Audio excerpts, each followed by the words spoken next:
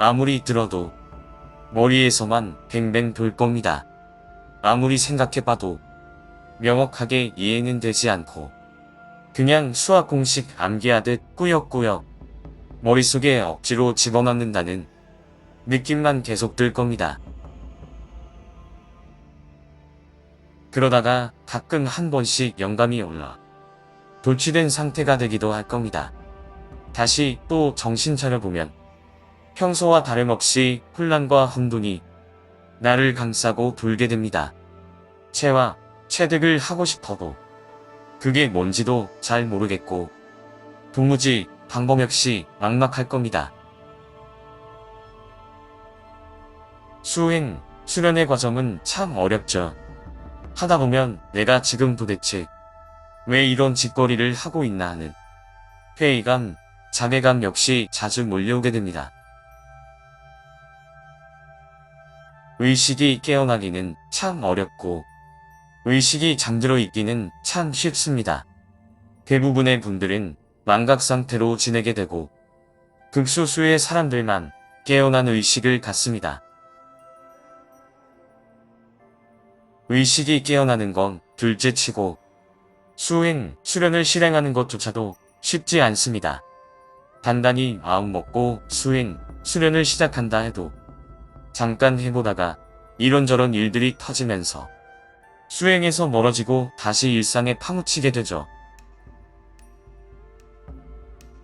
영성, 마음 공부 수행, 수련을 해봐도 자신이 원래 의도했던 결과들은 쉽사리 얻지를 못합니다. 당장 눈에 띄는 효과가 나타나지 않으니 조금 해보다가 쉽게 포기하게 되죠. 의식이 깨어나는 사람이 극소수이듯이 수행, 수련을 꾸준히 하는 사람 역시 극소수입니다. 대부분의 사람들은 인터넷, 미디어를 통해 영성, 마음 공부에 대한 정보만을 잠깐 지나가다 구경하는 정도에 그칩니다. 혼란과 혼돈 속에서도 수행, 수련을 꾸준히 한다는 것은 굉장히 단단한 마음을 가졌음을 증명합니다. 그 단단한 마음은 자신의 본질과 근원, 참나에 대한 기억을 되살리려는 엄청난 집중력과 몰입력이죠. 자신의 본질을 몰라도 전혀 상관없고 근원, 참나에 대한 기억을 까맣게 잊고 지내도 살아가는 데는 아무런 지장이 없습니다. 대부분의 사람들은 그렇게 살아가며 본질 망각 상태가 지극히 정상적이니까요.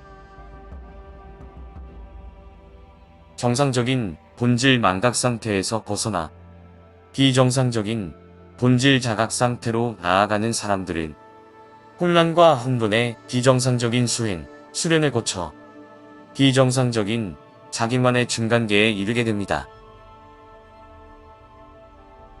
의식이 깨어나기 위한 비정상적인 과정들은 오로지 참나의 치밀한 설계에 기반하며 자신의 의지와는 별 상관없이 가슴속 깊은 영감과 끌어당김에 의해 자기도 모르게 저절로 계속 빨려들게 됩니다.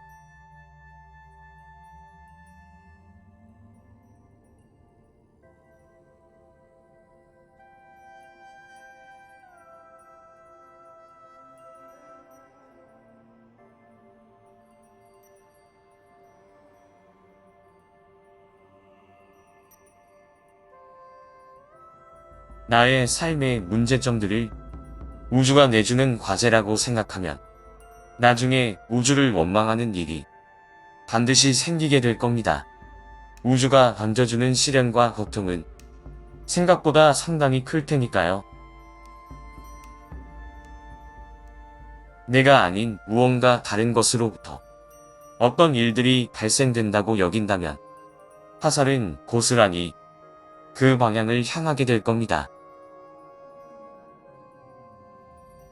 영성, 마음 공부란 것은 우주가 던져주는 과제가 아닌 내가 스스로 기획하고 설계한 스펙타클 어드벤처 헝거 게임임을 뚜렷하고 분명하게 인지하는 것.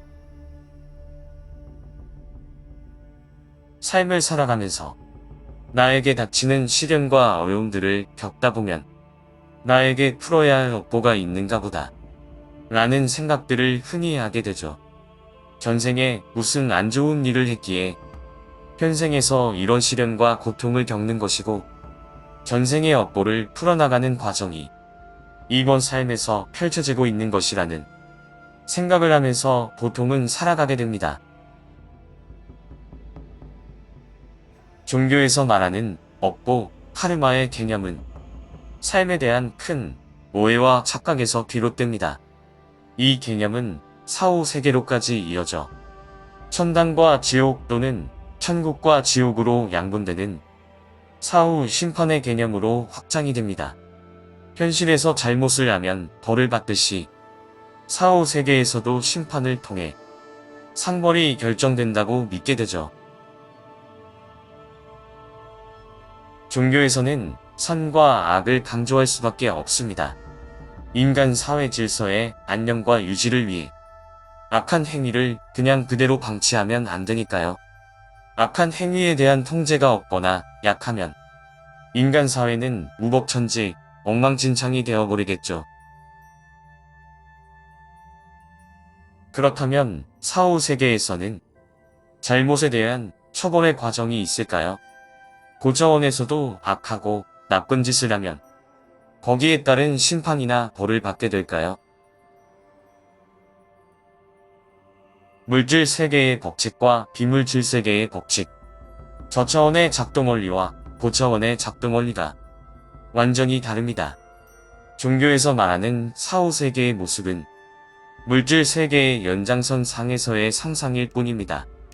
비물질 세계의 법칙, 고차원의 작동 원리를 제대로 알지 못하니 지금의 현실 세계와 비슷할 거라는 추측밖에 할 수가 없는 거죠. 영성이란 것은 비물질 세계의 법칙, 고차원의 작동 원리를 아주 깊이 파고 들어가는 것입니다. 그렇게 파고 들어가면 삶의 비밀들이 하나씩 밝혀지기 시작합니다. 종교가 오해하고 있는 사후세계, 비물질세계, 고차원에 대한 것들이 점점 명확하고 분명해지면서 내가 왜 이런 시련과 어려움들을 겪게 되고 내가 왜 이런 생각과 행동들을 하고 있고 나는 왜 이런 성격과 성질들을 갖게 되었는지 모든 것들이 낱낱이 환하게 밝혀지게 됩니다.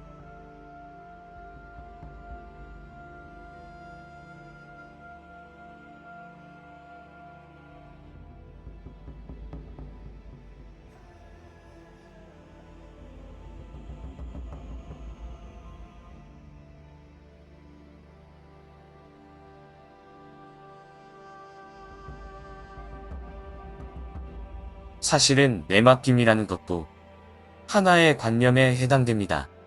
삶이란 내맡겨도 상관없고 내맡기지 않고 자기만의 의도로 계속 밀고 나가도 무방하니까요.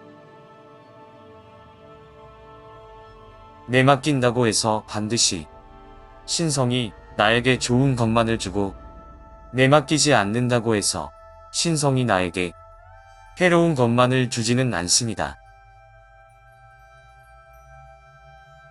만약 짜장을 시켰는데 짬뽕이 배달되어 왔다면 그냥 내맡겨서 짬뽕을 먹어도 좋고 아니면 원래 의도대로 짬뽕을 반품하고 다시 짜장을 받아서 먹어도 전혀 상관없을 겁니다. 만약 단무지가 빠졌으면 내맡겨서 그냥 넘어갈 것인가 아니면 뒤집어 엎을 것인가. 내맡김이라는 것이 별대로 되라는 식의 개념은 아닙니다. 아무런 의도를 갖지 말고 그냥 일어나는 일에 무조건 순종하라는 의미 역시 아니죠. 내맡김이라는 것은 의도는 가지되 특정 결과에 집착하지 말라는 의미입니다. 즉, 결과에 대한 유연성을 의미합니다. 어떤 일을 내가 의도해서 추진하는데 그 결과가 좋은 상황으로 나타날 수도 있고 나쁜 상황으로 나타날 수도 있습니다. 좋은 상황이면 받아들이기 쉽고, 나쁜 상황이면 받아들이기 어렵죠. 좋은 상황이면 자존감이 올라가고, 나쁜 상황이면 자존감이 떨어질 겁니다. 나는 분명히 행복과 성공을 의도했는데, 결과는 불행과 실패를 불러왔으면 자신을 자책하고 신세를 한탄하고 비통과 슬픔, 괴로움에 빠져들게 됩니다. 그러한 과정들이 계속 반복되면 무능하고 나약한 자신을 원망하고 삶은 계속 꼬여가면서 어디서부터 얽힌 실타래를 풀어나가야 할지 도무지 알 수 없는 막막한 지경에 이르게 되죠. 자기만의 영성 진리를 찾아나가 내맡김의 상태에 이르게 되면 행복이 아닌 것이 되고, 성공이 아닌 것이 되고, 불행이 아닌 것이 되고, 실패가 아닌 것이 됩니다. 등산을 하다 보면 오르막길과 내리막길을 반복하게 되죠. 오르막길이 행복과 성공이 아니고 내리막길이 불행과 실패가 아니듯이 행복과 성공, 불행과 실패라는 것은 단지 인간 에고의 세뇌된 마음이 만들어내는 환각과 착각에 불과하다는 것을 명확하고 분명하게 알게 됩니다.